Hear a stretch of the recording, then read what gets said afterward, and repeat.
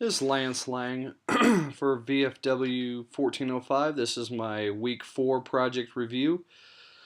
Definitely ran up against some walls this week, but I really enjoyed the time I had with it because I learned so much from it.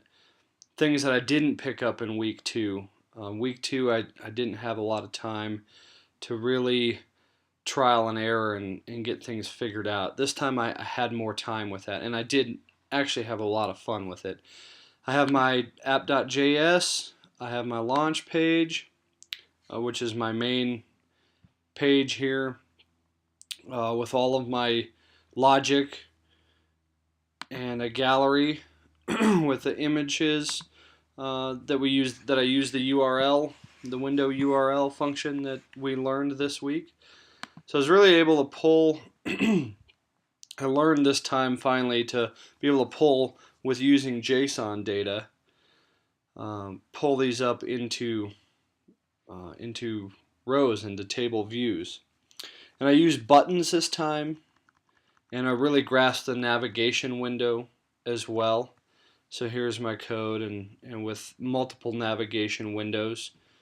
Again, I used the buttons. I did an alert for my custom page, and so I got quite a bit of code here. Again, I had some issues with the image and trying to get it to run through everything, and unfortunately I just didn't have the time to trial and error and get it down. So I don't have that completely down and going. That is something that I had some issue with.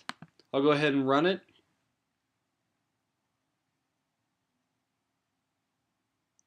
And I've got my three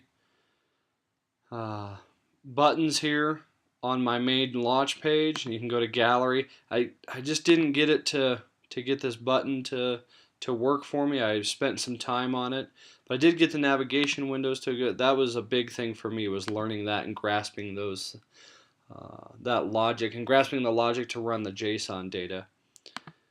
And again, here we go, and go back to scripture.